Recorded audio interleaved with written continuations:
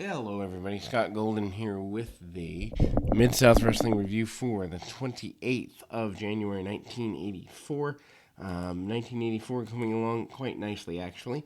Hope to have a good bit of 84 up this week as we begin the new year, maybe begin the new year in 85. If you are new around here, I'm also a life and business coach. Please check out Golden Opportunities Coaching for more information on my coaching practice, and also just search Scott Golden Life Coach on your favorite search engine. You'll find all the information you need. Anyway, Jim Cornette wants the tag team championship for his team. He carries on. He's glad that they will get a shot at the champion's butt.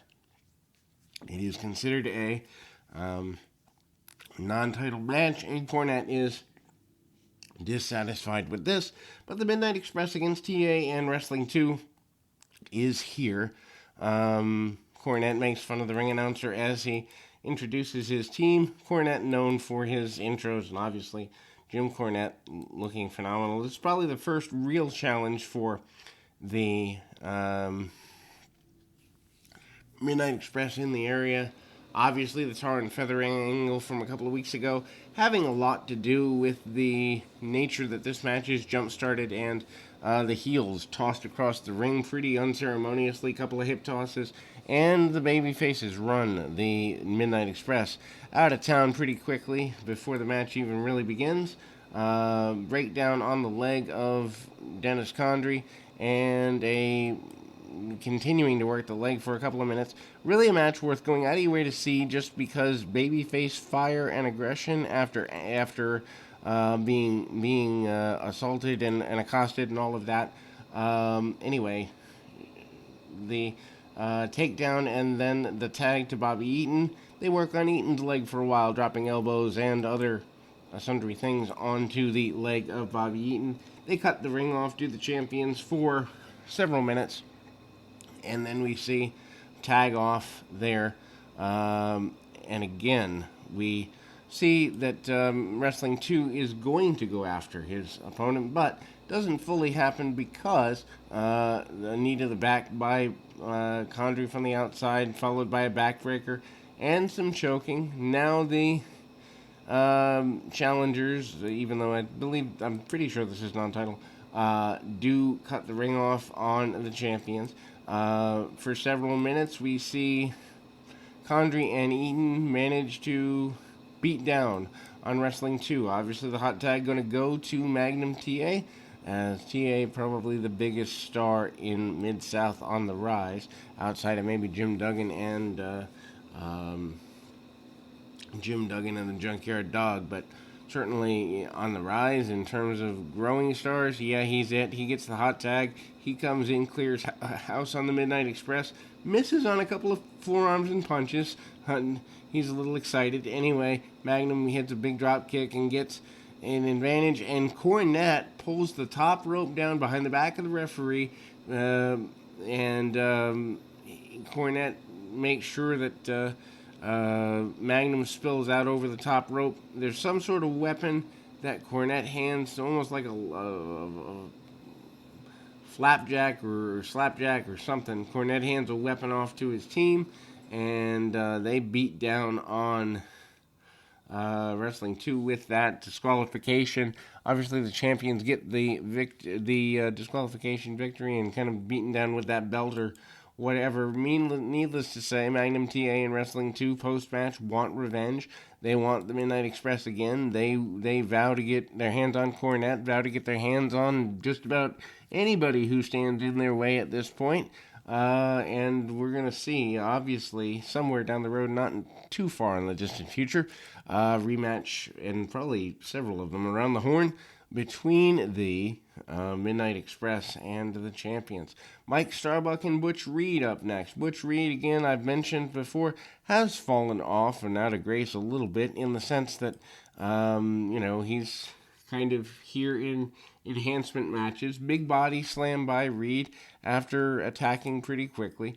Obviously, guys do have to come up and down the card, but I think the bloom might be off the rose on Reed as a main eventer for a little while. I'm not sure on that. I do know he comes back in, I think, 85 as a babyface. That's when they bring Flair in. But anyhow, press slam and the shoulder tackle. Reed gets the victory. 1, 2, 3. And away we go there. We then go to Mickey Henry, easy for me to say, and Jim Neidhart. Neidhart, again, the former tag team champion with Butch Reed that we've just seen. So they'll be doing business somewhere down the road again in the not too distant future, too. Neidhart manages to go for the arm pretty quickly, pretty aggressive with the arm, back elbows by Neidhart, and again, manages to choke the man out, do everything he possibly can. And ultimately, we kind of see some big body slams and real power moves by Neidhart. Neidhart manages to do everything he can. Irish whip there, and a big clothesline by Neidhart, and ultimately we see the win with almost a lariat.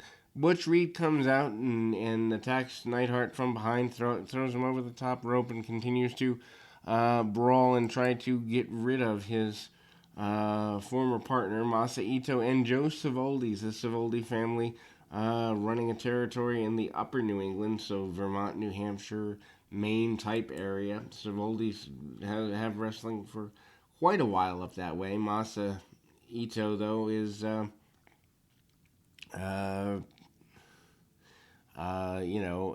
relative newcomer in the area.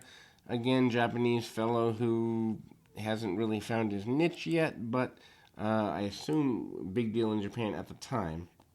Anyway, hard chops on his opponent. His opponent is, again, Savoldi. Savoldi, new in the area, who does do a bunch of journeyman work, but even into the mid-2000s, Savoldi's running in the Maine and that area of New England. And so, big chops and punches by Masa. And again,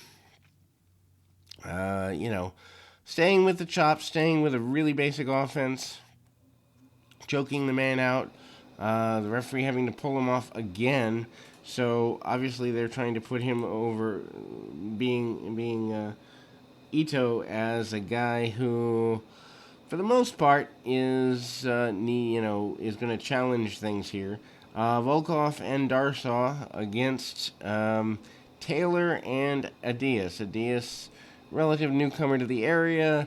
Obviously, Volkov and Darsaw have been there for a while. They both bring out the Russian flag. They're kind of trying to be top-ish heels.